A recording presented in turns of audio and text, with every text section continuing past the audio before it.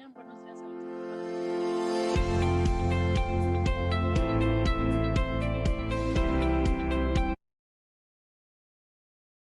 Continuamos con nuestro siguiente panel, que es Compliance en Propiedad Intelectual.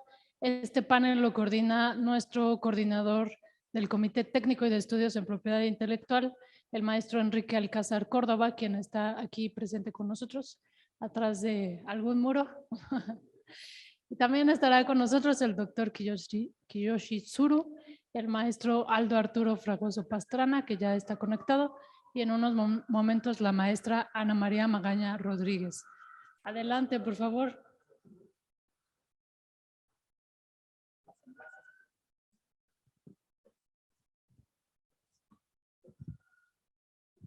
Bueno, pues ¿qué tal? Muy buenas tardes. La verdad es que para mí es un verdadero honor y un privilegio estar en este panel el día de hoy.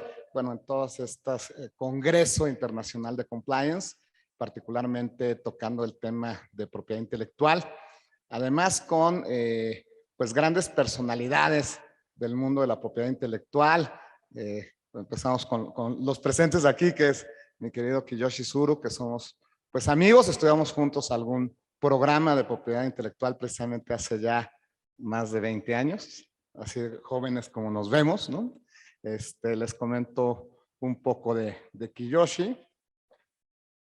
Él es el presidente de la Comisión de Propiedad Intelectual de la CONCAMIN, abogado especialista en propiedad intelectual, particularmente en el área de innovación y ciberespacio, resolución de disputas de nombres de dominio, protección de derechos de autor en el entorno digital, protección de software, patentes, indicaciones geográficas, transacciones electrónicas referentes a derechos de propiedad intelectual y arbitraje.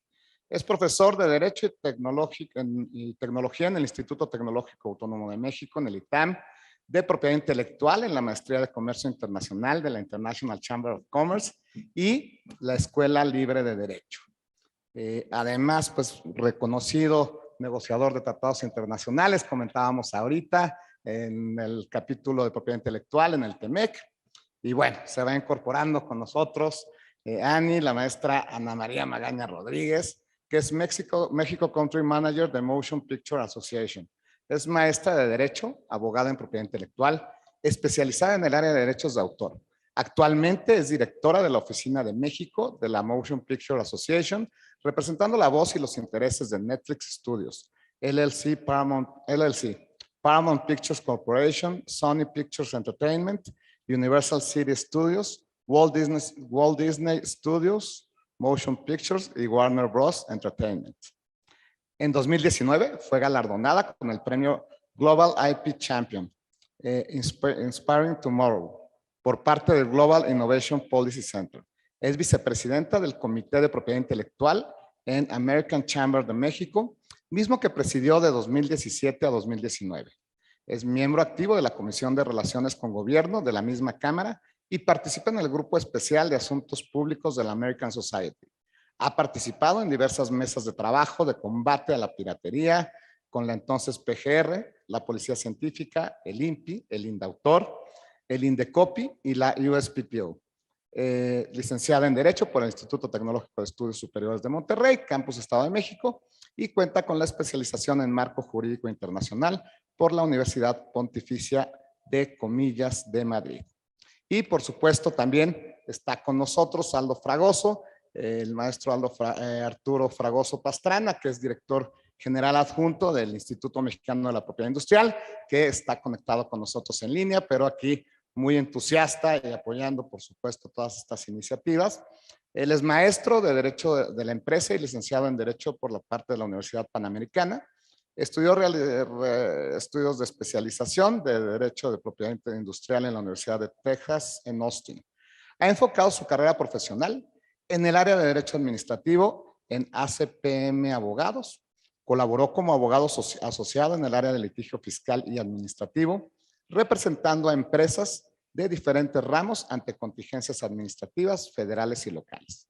En abril de 2019 fue nombrado director divisional de protección a la propiedad intelectual en el Instituto Mexicano de la Propiedad Industrial, asumiendo como principal objetivo fomentar una sana competencia en las industrias del país para lograr un desarrollo global en México. En octubre de 2021 fue nombrado director general adjunto de propiedad industrial, por lo que actualmente es encargado de las oficinas de marcas, patentes y protección a la propiedad intelectual. Ha sido representante de México en el Comité Asesor sobre Observancia de Propiedad Intelectual de la OMPI y en diversos foros internacionales, entre otros ante la Asociación de Derechos Intelectuales, la Asociación Interamericana de Propiedad Intelectual, la International Trademark Association, Underwriters Laboratories, la Oficina de Propiedad Intelectual de la Unión Europea, IP Key Latin America, la Embajada de Estados Unidos en México, la USPTO, abordando diversos temas en materia de propiedad intelectual y su observancia. Entonces, como ven, tenemos a 3 grandes expertos aquí en este panel que nos van a acompañar precisamente para platicar sobre temas de compliance en materia de propiedad intelectual. Generalmente en estos foros nos enfocamos a platicar y a discutir sobre temas correctivos. ¿Qué pasa con la piratería? ¿Qué pasa con la violación de derechos? ¿Qué pasa con medidas en frontera? Sin embargo, la idea y el día de hoy es charlar precisamente acerca de la cultura que en el sector empresarial deberíamos de tener en temas de propiedad intelectual.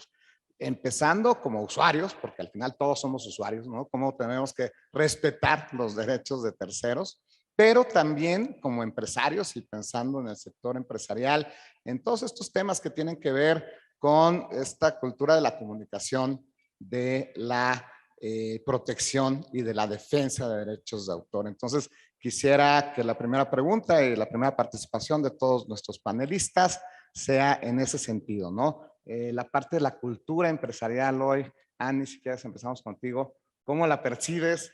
¿Qué tanto, y sobre todo tú que ves todo este tipo de temas, qué tanto hay una parte de respeto y qué tanto hay una parte de protección y de defensa? Porque muchos protegen, pero luego no defienden. Ahí está. Hola a todos, una disculpa, pero no esperaba que las calles estuvieran así cerradas y se complicó, pero ya, lo logré. Llegaste justo a tiempo. Así ¿no? en safe, barriendo. Perfecto, perfecto. Sí, pues gracias por la invitación. Justo para mí estar aquí con todos ustedes. Y bueno, yo creo que este tema tiene también mucho que ver con la ética que tenemos, sí como abogados, pero también como empresarios, en las acciones que desarrollamos día a día. Entonces, esto también tiene que ver con la transparencia y con una disciplina que tenemos que tener desde que nos estamos formando. En el sector en el que yo me encuentro, que es cinematográfico y audiovisual, en lo que se refiere a series de televisión, pero también a desarrollo de estos productos o estos contenidos, mal dicho, porque debe de ser dicho como una obra cinematográfica, una obra audiovisual. Entonces, en ese contexto, pues sí hay muchísimo que hacer y hay muchísimo desconocimiento. También, lamentablemente, el desconocimiento es grave, incluso de los propios profesionales que se dedican a esta actividad. Recientemente también me invitaron a hacer una exposición que trataba de la adaptación de obras literarias a las pantallas, ¿no? Todos estos libros que de pronto vemos, o estas series, o estos spin-offs que pues encontramos en un libro ya transformado en una serie, transformado en una película. Pues hay una cadena de titularidad muy importante y una serie también muy vasta de contratos que tienen que celebrarse, de autorizaciones, de reservas, etcétera, y muchas veces las productoras o las distribuidoras están ausentes de toda esta cadena de titularidad que tiene que protegerse, que tiene que registrarse, que tiene que actualizarse. Entonces, sí falta muchísimo, es una labor muy importante que tenemos que hacer los representantes de los titulares de derecho, los propios abogados, pero también pues quien se va a involucrar en estos procesos, ¿no? A veces, lamentablemente, pues no tenemos esta cultura preventiva y es más bien una cultura reactiva cuando ya está el problema encima, ¿no? Y a veces mucho los productores, no tanto los distribuidores, que ellos sí tienen más cuidado y esta diligencia de revisar que los contratos estén en orden, que los permisos también estén otorgados y estén garantizados. Eso ya es una labor que los distribuidores quienes tienen más control sobre eso, ¿no? Particularmente los grandes. Pero productores o productores nuevos, pues generalmente no consideran incluso a los abogados o a los contadores dentro de la planilla o dentro del staff que tienen que tener. Y sí es una cuestión muy importante, no solo para el tema de contratos, sino incluso también para temas de emplazamiento de producto, que de pronto sale una marca y a lo mejor la marca sale de manera incidental, o si tiene un propósito dentro de la historia, o si el propósito no es ese y se desvirtúa y entonces puede venir una demanda, ¿no? Entonces, sí es un tema muy importante, sí es un tema muy común, pero también para eso pues están los abogados que sí estamos preparados para estas cuestiones, y afortunadamente y desafortunadamente pues sigue sucediendo. Y que estos contenidos o productos u obras cinematográficas se han vuelto también grandes herramientas de promoción para muchas marcas, ¿no? Y se han vuelto también grandes herramientas de comunicación para muchos temas, pero sí creo que en todas las universidades debería de haber una materia de propiedad intelectual porque pues salen profesionistas, creativos, etcétera, y no toman estos temas en cuenta, ¿no? Aunque viven de eso, entonces es un tema interesante. Y Kiyoshi, tú que has estado muy inmerso en el tema de contenidos digitales, de software y todo esto, pues también, ¿no? Las empresas les es muy fácil hacer descargas y tener ahí los programas y eso. ¿Qué nos platicas de esta parte? Bueno, muchas felicidades y muchas gracias por la invitación, querido Enrique. Yo creo que desde el punto de vista de compliance, es importante, tanto en el sector público como en el sector privado, es importante revisar los activos intangibles, ¿no? Los activos intangibles tienen su propio régimen, por ejemplo, en las declaraciones de impuestos, y por lo tanto es muy importante guardar un debido registro interno en la compañía de cuáles son estos activos intangibles que se tienen, no solamente para efectos de deducción, sino para efectos precisamente de debida diligencia en el compliance, ¿no? Y bueno, hablando de debida diligencia, existe una relación inmediata y directa entre el software legal, el software legalmente adquirido y la ciberseguridad. Desafortunadamente, los eventos de virus, de malware, de vulneraciones a los sistemas informáticos de las empresas, y desafortunadamente en México tenemos un altísimo índice de vulneraciones. Recientemente, por ejemplo, en los casos de ransomware, ¿no? Aquellos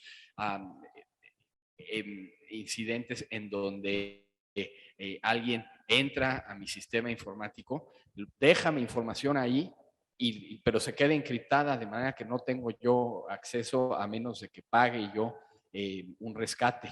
O en los peores casos, una extracción de esa información y después una encriptación de la misma, ¿no? Entonces, creo que sí está muy ligado, como tú nos decías, la cuestión de compliance con la propiedad intelectual, con el entorno electrónico. Es algo que normalmente en el checklist de compliance no había estado tradicionalmente. Hoy cada vez está más, por ejemplo, desde el punto de vista de los seguros en materia de ciberseguridad, ¿no? Que la mayor parte de nosotros estamos adquiriendo, porque no es una pregunta de si esto me va a pasar o no, sino una pregunta de cuándo va a suceder y qué tan grave va a ser la vulneración de mis sistemas informáticos, ¿no? Entonces ahora cada vez más en los checklists de compliance encontramos que existe esta parte de seguros de ciberseguridad, y una vez que tenemos seguros de cyber, viene todo un listado de revisar qué tipo de software estamos usando. Y bueno, no solamente las empresas y organismos privados, organismos públicos, hay que ver todo el tema que está pasando ahorita con los 6 terabytes, ¿no? Súper, súper delicado. Y bueno, también algo que vemos regularmente es pues la actuación de la autoridad frente a las empresas en cuanto a temas de difusión, comunicación y cómo incide en que sobre todo las pequeñas y las medianas empresas protejan y hagan valer sus derechos, porque las grandes sabemos que generalmente lo hacen. Y ahí quisiera yo preguntarle a Aldo, pues cuáles son estas acciones preventivas que estaría realizando el propio instituto en cuanto a comunicación, difusión y un poco cuál es esta percepción que se podría tener por parte de la autoridad como en esta parte de compliance dentro de las organizaciones para cuestiones de propiedad intelectual y propiedad industrial particularmente. Le pasamos el micrófono y las cámaras a Aldo, que por aquí está con nosotros. Enrique, buenas tardes. Hola, Kiyoshi, Ani, qué gusto verlos y qué lástima no poder estar sentado ahí con ustedes. Les ofrezco una disculpa enorme, pero estoy seguro que ya habrá oportunidad más adelante. Muchísimas gracias también, Enrique, por favor, por tu conducto a la World Compliance Association y a Concanaco por la invitación. Sí, a ver, creo que el concepto compliance es un concepto que no se puede dejar de asociar con la propiedad intelectual. Y me intento explicar, creo que hoy, o no, y desde hace mucho tiempo, es tan necesario en una empresa como un administrador, como un contador, como un director de finanzas, un asesor en materia de propiedad industrial, en propiedad intelectual. ¿Por qué? Porque lo vemos, pienso yo, desde 3 escenarios o 3 momentos distintos, y lo ideal es nunca llegar al tercero. Me explico. Creo que cualquier empresa, cualquier negocio, así como inicia, debe tener desde el inicio mismo a un asesor en esta materia, ¿no? Y es una forma muchísimo más sencilla, fácil y económica, ciertamente, de tener protegidos sus intangibles. Bueno, si no se inició con un asesor o si no se fue de la mano desde la gestación de la empresa, creo que también en cualquier momento es muy sana una auditoría de propiedad industrial. Es decir, encontrar antes de que haya problemas, buscar la forma de prevenirlos, ¿no? ¿Sabes qué? Te hace falta registrar esto, te hace falta proteger de esta manera, te hace falta hacer este ajuste, etcétera. Y bueno, y también saber la fase tercera, que es desafortunadamente donde el instituto se entera, la gran mayoría de las veces, que es cuando ya es necesaria una reacción de protección para una marca, para cualquier derecho de propiedad industrial, y entonces, empiezan los problemas. Ya no es tan sencillo, ya no es tan barato, y ya se está buscando un tema contencioso, desafortunadamente.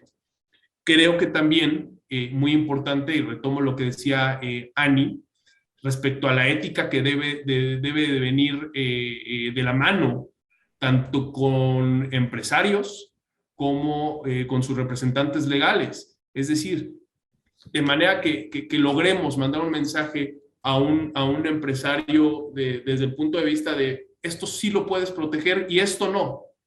Esta denominación no es accesible porque ya existe en alguien más, y entonces busquemos otra manera. Y digo desde los representantes legales también, porque desafortunadamente pues existe también un nicho de negocio en eso, ¿no? Vamos a encontrar qué marcas, vamos a encontrar qué está por ahí en el aire, e intentemos acceder a eso para después buscar venderlo, buscar lucrar con ello. Encontremos que eso no es la propiedad industrial, para eso no está hecho el derecho. Y bueno, desafortunadamente es algo que en otras jurisdicciones sería francamente inadmisible o sancionado, ¿no? En aquellos lugares donde hay una colegiación obligatoria, donde hay una barra, pero creo que también es bien importante tener eso en cuenta. Como ejemplo, no nada más lo platicamos el día de ayer, de los activos intangibles y de lo importante que es su protección, pues yo pienso que la inmensa mayoría de los prestadores de productos o servicios podrían sacrificar, si fuera ese el escenario, mucho antes cualquier activo tangible que su marca o que un activo intangible. Me explico, yo no creo que haya una planta de Coca-Cola, ¿no? Por decir cualquier marca, que valga lo que vale la marca, ¿no?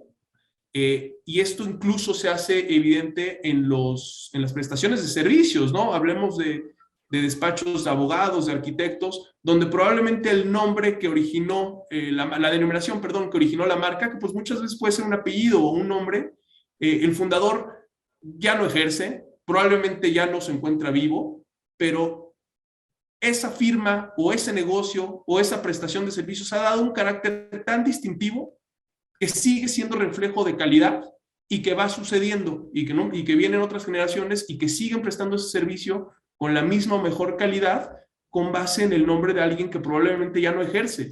Entonces también en la prestación de servicios, por supuesto, es muy importante. Creo que desde ese punto podamos partir. Excelente, ¿no? Y dentro de este tema de buenas prácticas, pues lo primero es identificar precisamente cuál es el inventario de derechos de propiedad intelectual que tienes en tu empresa. Algo que me llama mucho la atención en estos estudios que hace el INPI respecto de temas de piratería es que un gran motivador para los usuarios que van y registran sus derechos es que no se los vayan a copiar. Pero cuando identifican que se los están copiando no hacen nada, ¿no? O sea, ni siquiera llega a esta tercera etapa que nos comentas, Aldo, en cuanto a esta reacción. Simplemente, pues no hay un tema de defensa de derechos.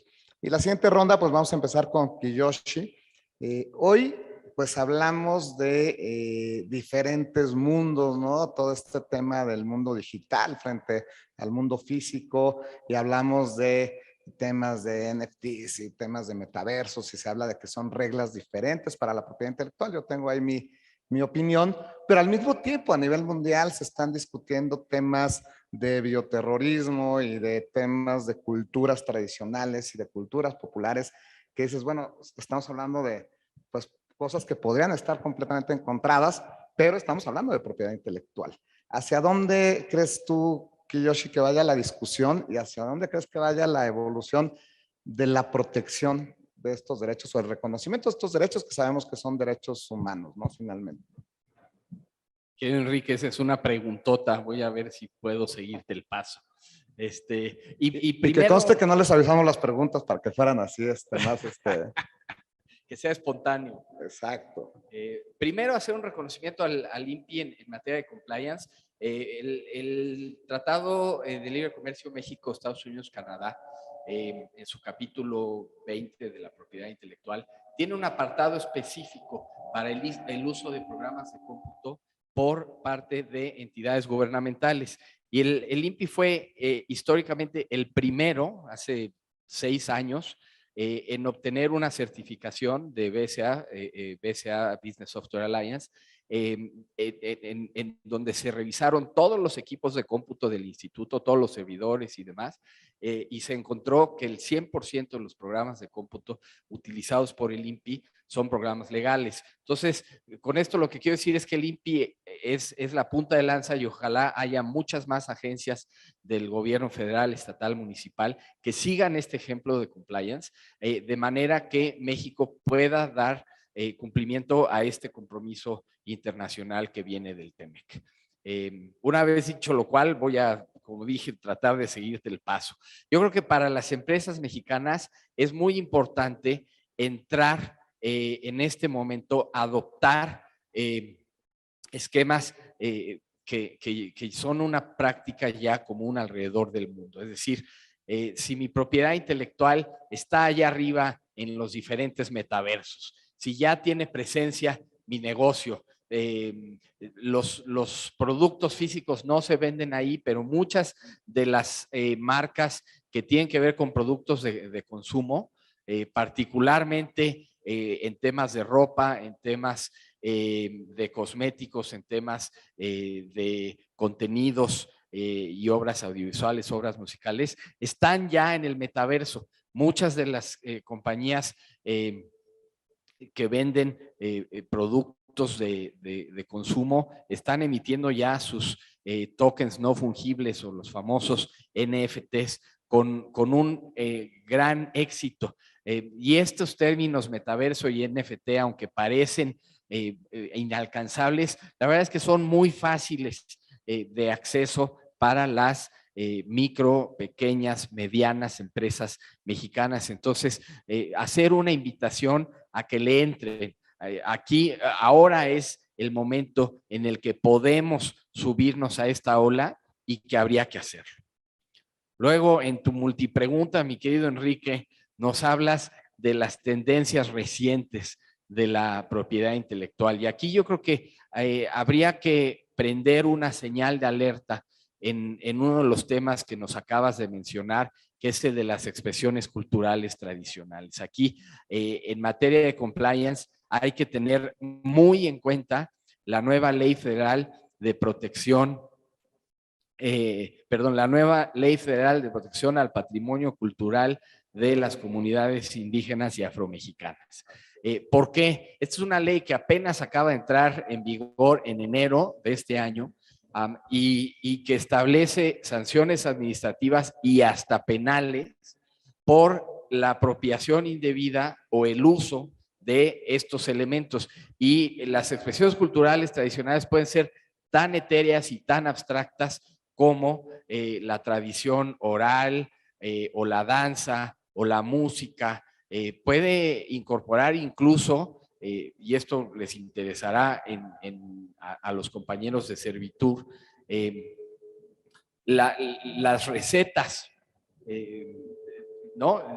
Los platillos que se sirven en los restaurantes. Entonces, es muy importante tener aquí las antenas muy bien sintonizadas, en el sentido de que no se vayan a cometer infracciones o se incurra en un delito por usar estos elementos. Yo creo que aquí también habría que hacer un llamado a la comunidad empresarial, por supuesto a Concanaco, a que exista un diálogo con el legislativo y con las autoridades para que se pueda explicitar y, en su caso, acotar la aplicación de esta ley que se antoja verdaderamente peligrosa para el empresariado mexicano. Bueno, y para todas las implicaciones que tiene a nivel internacional, ¿no? Y los casos que ya hemos estado viendo en ese tema. Fue justo en la mañana me preguntaban si el temazcal podría ser considerado una expresión tradicional cuando es originario, pues sí, de México, de Mesoamérica. Mi opinión es que sí, ¿no? Dicen, ¿se acuerdan de esa canción que decía que el video había matado a las estrellas ¿no? ¿Cómo ha venido transformándose el tema de la industria del entretenimiento? O sea, también cuando sacan las videocaseteras decían que el cine se iba a morir. Ahorita que vemos todo este tema de las nuevas plataformas, sí vemos que ciertos modelos de negocios desaparecieron, como los videoclubs, etcétera. ¿Cómo ves tú la transformación del mundo de entretenimiento, Ani, para los próximos años? ¿Cuál sería así, futureando y viendo tendencias? Sí, pues retomando un poquito los comentarios que hacía el doctor Zuru, ¿no? En cuanto a lo peligroso que tiene esta ley, pues esta ley también puede poner en peligro las producciones, las series, las películas que de pronto las productoras mexicanas o las distribuidoras o productoras internacionales también quieran hacer de México, aunque se trate de una carta de amor como fue la película Coco. Entonces, es tan amplia y tan ambigua esta ley, incluso puede afectar películas que ya se produjeron, películas que están rodándose y películas que piensan hacerse. Pero bueno, volviendo a tu pregunta, que fue mucho más corta, gracias. Y tocando un poquito también esa parte, o sea, todos sabemos que este festival que ahora se hace en la Ciudad de México del Día de Muertos, este desfile, sí, pues surge en una película de James Bond, ¿no? Entonces, sí, ¿dónde está la tradición y dónde está realmente la aportación? Digo, es un tema complejo. Y además, ¿dónde está también la coherencia de tratar de asimilar estas expresiones culturales tradicionales a un tema de derechos de autor, cuando pues son expresiones que son milenarias y que han superado este límite del dominio público, ¿no? O sea, hay también como muchas diferencias, muchas inconsistencias y contradicciones a algo que pues no, evidentemente no es una propiedad intelectual, sino una propiedad colectiva, ¿no? Entonces, de la comunidad. así es, ¿no? Y que no es atribuible a un individuo, ¿no? Pero bueno, regresando a la pregunta y a la evolución de este consumo y de este entretenimiento audiovisual, pues sí, han habido modelos que ya están en desuso, ¿no? Como bien decían los videoclubes, pero bueno, a partir de esta ola y esta crisis de salud pública, como es el coronavirus, del cual todavía no salimos y que seguramente ya será endémico, pues bueno, se vieron acelerados muchísimos modelos nuevos como es el consumo de plataformas de streaming. tradicionalmente cuando se hacía una película de grandes recursos y de grandes inversiones, que las denominan blockbuster, su primera ventana para una recuperación de inversión, una recuperación financiera, se hacía a través de las pantallas de cine y buscando que pues fueran personajes, que fueran historias, que fueran recursos de carácter universal, ¿no? Que todos nos identificáramos con algún sentimiento, con alguna sensación, con alguna historia, para que pudiera ser estrenada en todo el mundo. Cuando se hacen películas que tienen esta identidad nacional o estas características, pues su estreno se piensa para hacerse de manera local. No va a ser eco ni va a tener resonancia una película, no sé, enteramente de Indonesia en México o en un público latino, ¿no? A menos que sí comparta estos valores universales.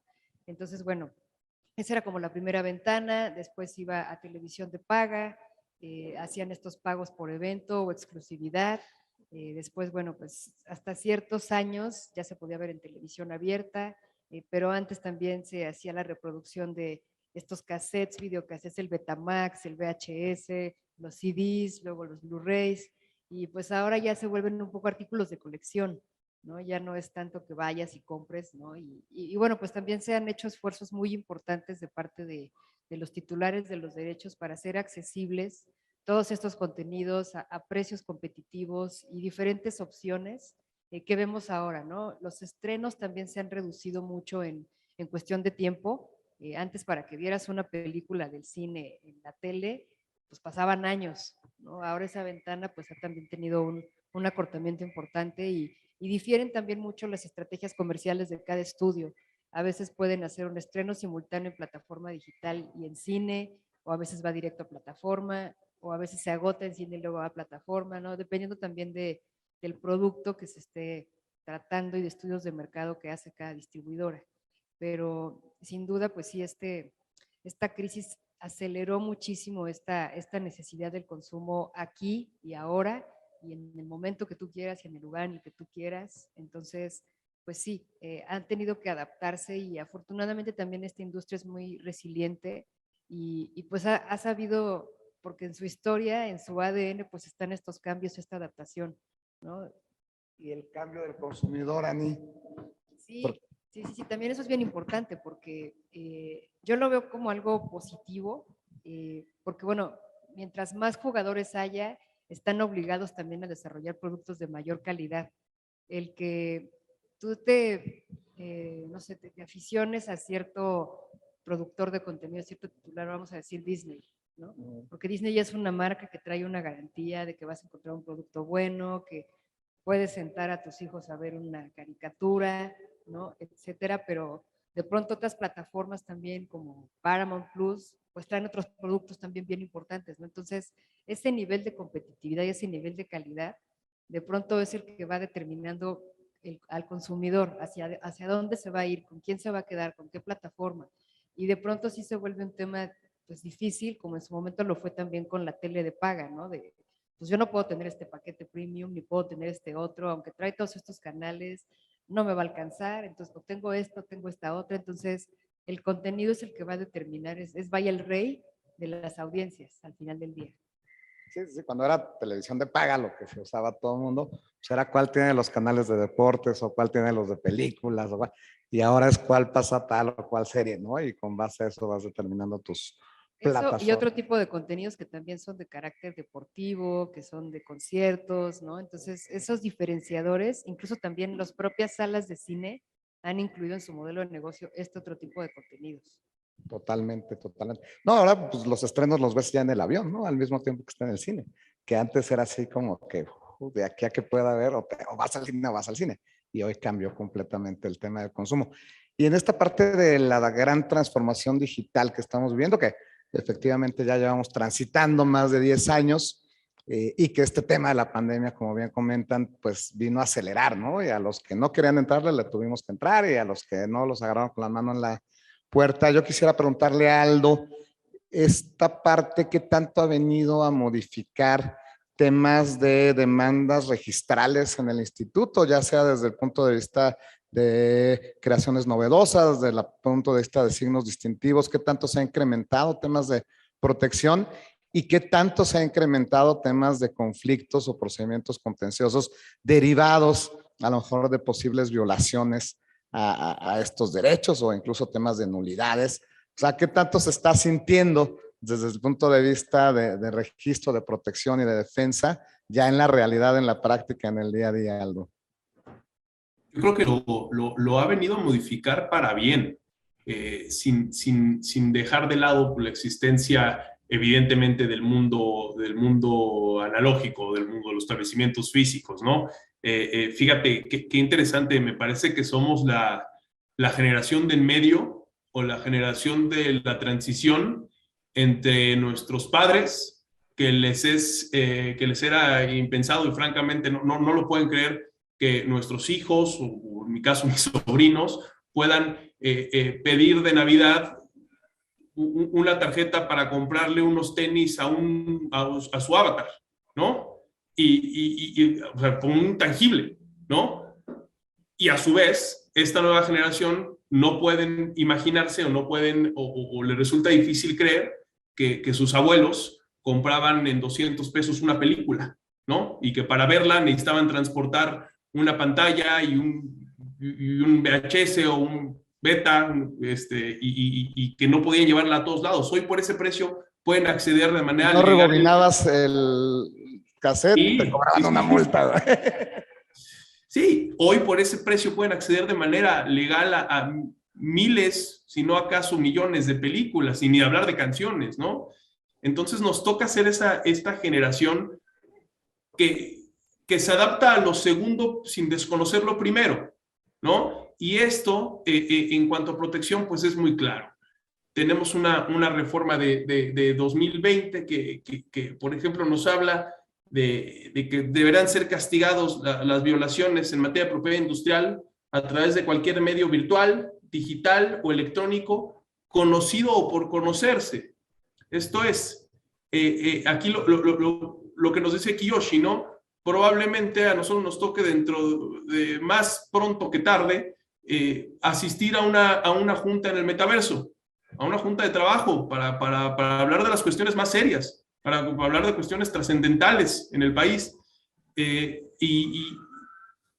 ahí también podrán existir violaciones a derechos de propiedad industrial, razón por la cual desde ahora tienen que estar protegidos, ¿no? Sí, sí es cierto, ya nos empezamos a encontrar con empresas que solicitan el registro de sus signos distintivos para ser utilizados en el metaverso. Y también es cierto que tenemos ya infracciones avanzadas por vulneraciones, por presuntas vulneraciones en el entorno digital, a través de páginas de internet, en lo que podemos denominar los nuevos estantes, ¿no? Esto que antes era, o sigue siendo, ¿no? Entrar a una tienda y ver un producto, un estante, pues hoy también es una realidad, y la pandemia lo detonó para bien, el comercio electrónico. Creo que en este punto es bien, bien importante sumar voluntades, sumar esfuerzos, y buscar que todos rememos hacia el mismo lado, y ese lado tiene que ser y siempre será el de la legalidad. Y me explico. Por supuesto que hay temas muy complejos, así como es complejo entrar a un mercado notorio, ¿no? Probablemente hacer un aseguramiento, pues también es complejo en el entorno digital conocer al infractor, ¿sí? Conocer muchas veces es una persona que está registrada fuera de nuestra jurisdicción y entonces no se le puede alcanzar, o probablemente se bloquea cierto contenido y viene este efecto guacamole o atrapatopos, ¿no? Que conocemos, que sale un infractor y después otro para lo mismo y no sabemos el martillo hacia dónde dirigirlo. Entonces creo que aquí es muy importante sumar voluntades de las personas que sí conocemos y que no son violadores de derechos, pero que sí pueden sumarse, y deben, por cierto, por ley, sumarse a esta protección. Y me refiero a los proveedores de servicios en línea y a los proveedores de acceso a Internet, ¿sí? Es decir, estos sí son entes, por supuesto, legales, por supuesto, con temas de compliance muy importantes, y aquí es donde viene, creo que de una correcta auditoría por parte de los expertos a los proveedores de acceso a Internet, en el sentido en el que les puedan decir, oye, una orden del Instituto Mexicano de la Propiedad Industrial o de cualquier otra autoridad que nos diga que se tiene que remover, se tiene que bloquear cierto contenido, tiene que ser atendida. No solamente puede ser atendida desde el punto de vista operativo, sino que tiene jurídicamente que ser atendida o trae consecuencias. Y en el sentido de, queremos hacer un esfuerzo, queremos impugnar una orden para privilegiar a una persona que roba, porque eso es lo que hace quien viola un derecho de propiedad intelectual, ¿no? A una persona que le está robando a otra, ¿queremos privilegiar eso o nos queremos sumar a esta orden para evitar un robo, ¿no? Para evitar cuanto menos una infracción administrativa, ¿no?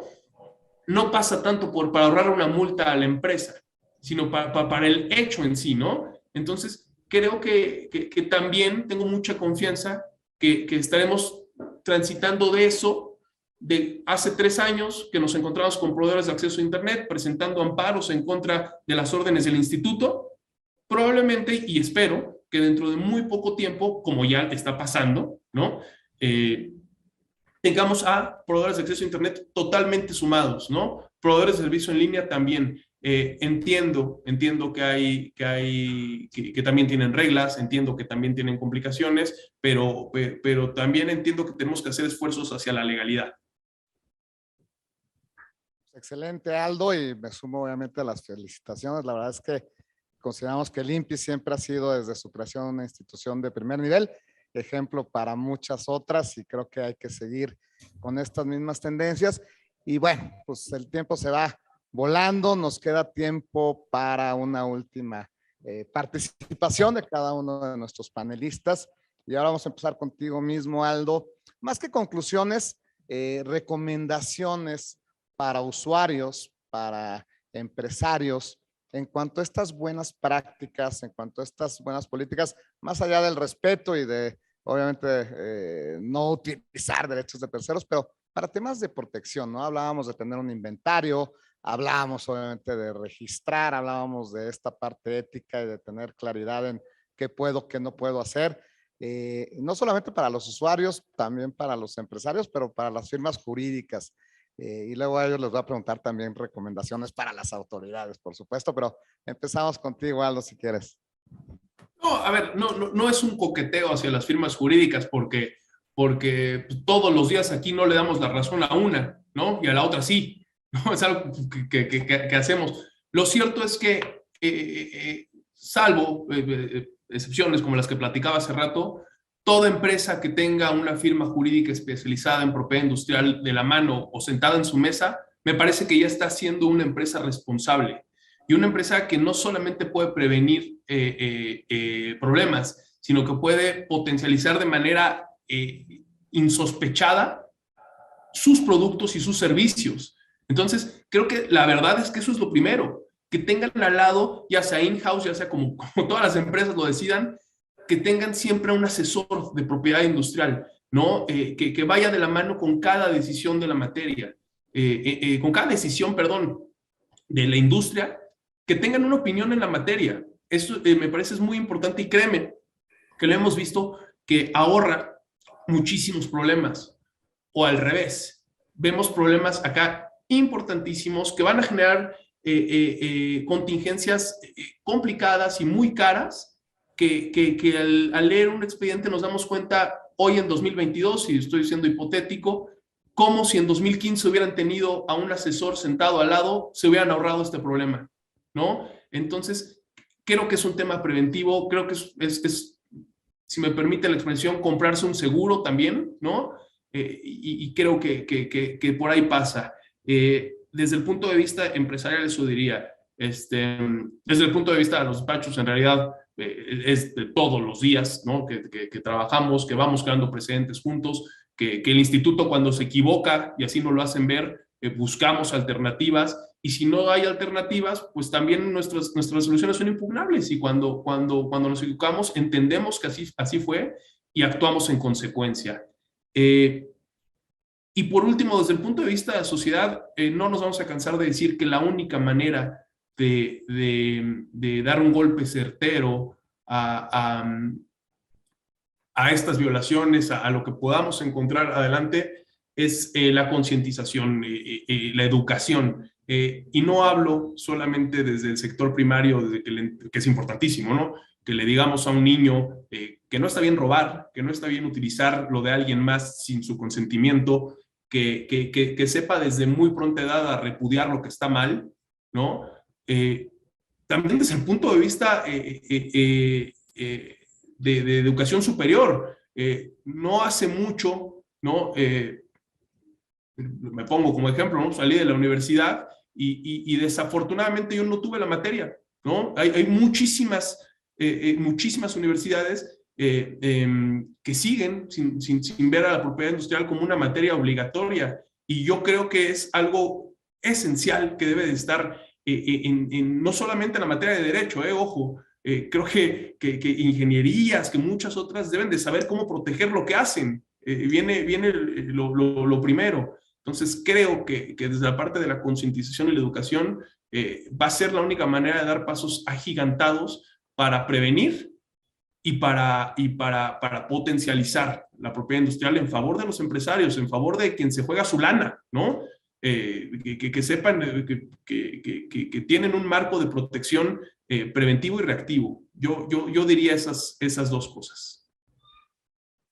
Excelente, ¿no? Coincidimos ahí. Creo que el tema de propiedad intelectual en la educación superior tendría que estar prácticamente en todas las carreras, ¿no? Dices ingenierías, pero mercadotecnia, comunicación, etcétera, como algo fundamental y obligatorio para todos. Sí, sí. Muchísimas gracias al maestro Aldo Fragoso, director general adjunto del INPI. Y pues vamos a continuar con las conclusiones o recomendaciones de la maestra Ana María Magaña. ¿Qué nos puedes decir como comentarios finales, Ani? Sí, bueno, enfocándolo a las compañías, a las empresas, yo lo que podría decir es que ninguna está en la excepción de no tener nada que proteger en cuestiones de propiedad intelectual.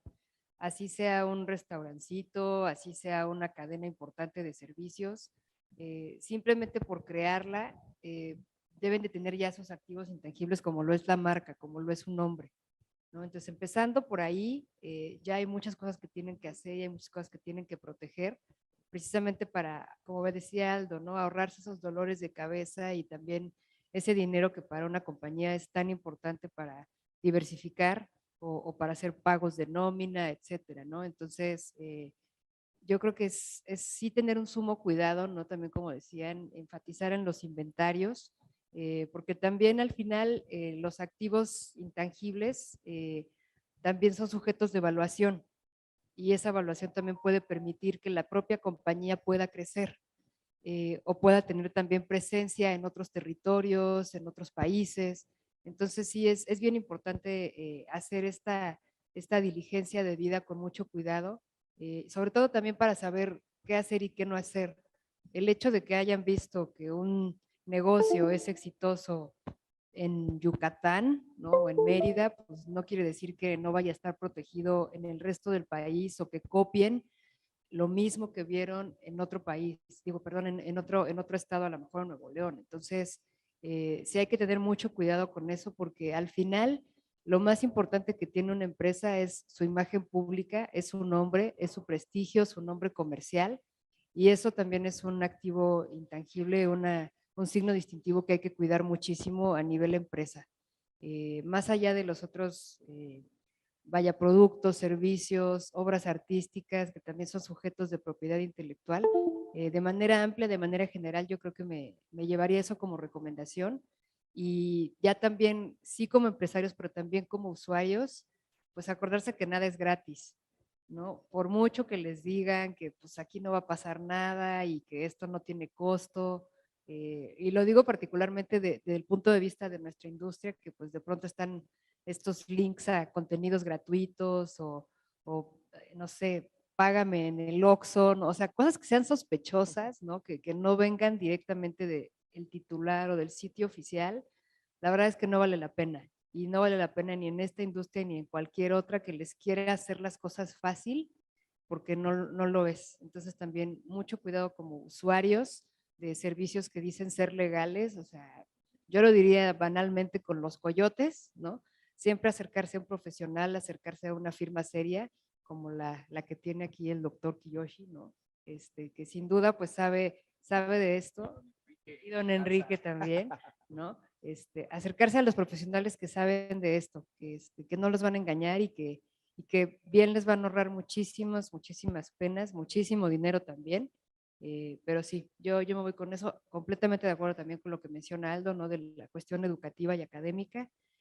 Falta mucho, pero bueno, pues ustedes tienen ya este gane o este paso adelante de saber lo que hay que hacer y lo que no tienen que hacer. Híjole, tantos temas importantes que se quedan en el tintero que te mencionaste ahorita, pero el tema del impacto patrimonial, financiero, hasta fiscal para las empresas por sus activos intangibles o el menoscabo económico o las sanciones que pueda haber, ¿no? Que también hay que ponerlas en claro. Doctor Kiyoshi Tsuru, un gusto tenerte aquí. Tus palabras finales, por favor.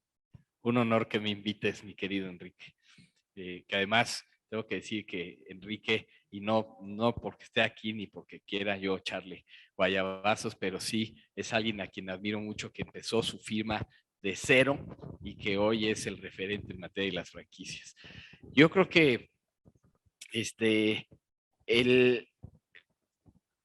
el paso importante es que nosotros como empresarios, las cámaras que conforman a la Confederación, tomen a la propiedad intelectual como eje rector. Si ustedes piensan hoy en las 10 compañías a nivel global que más admiran, estoy seguro que 9 de esas 10 son intensivas en propiedad intelectual. Y nosotros los mexicanos no tenemos por qué quedarnos atrás, aunque sea yo un empresario independiente o micro o pequeña o mediana o gran industria mexicana.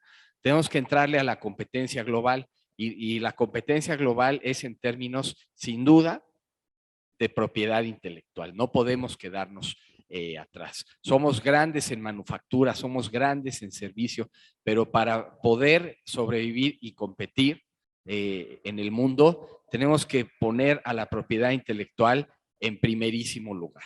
Entonces, acercarnos a la propiedad intelectual. El INPI lo que está haciendo es democratizando la propiedad intelectual, acercando la propiedad intelectual a los usuarios. Entonces, yo creo que ahorita que tenemos la mano de la autoridad tendida, tenemos que tomarla y tomar ventaja de ello, ¿no? Por ejemplo, la Confederación y las cámaras que la integran, hacer buen uso de los convenios de colaboración, ¿no?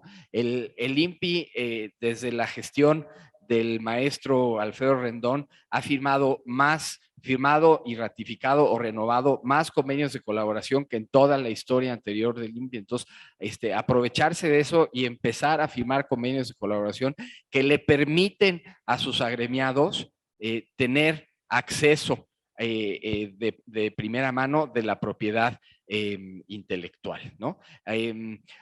Y además asegurarse que esta propiedad intelectual esté debidamente protegida, no solamente en México, sino en los mercados en los que yo pienso entrar. Es decir, entrar al juego de la propiedad intelectual como lo decíamos, como eje rector del emprendimiento y no como una cosa accesoria. No, padrísimo, Kiyoshi. De hecho, bueno, aquí en la Concanaco Servitur, que hoy es anfitrión del World Compliance Association en este gran congreso, ya tenemos un acuerdo con el INPI en cuanto a que la Confederación se vuelva mesa de ayuda para todos los miembros de las distintas cámaras que tengan que se les atore algo en cuanto a sus temas de propiedad intelectual.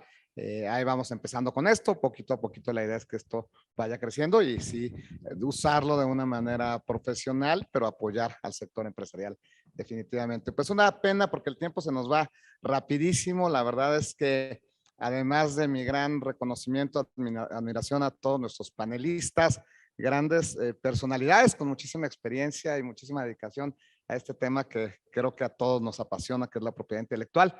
Les agradezco mucho, Ana María, les agradezco mucho, Aldo, Kiyoshi, por estar aquí en esta ocasión y efectivamente esperemos que se repita en este o en otros foros. Encantado que estén aquí con nosotros.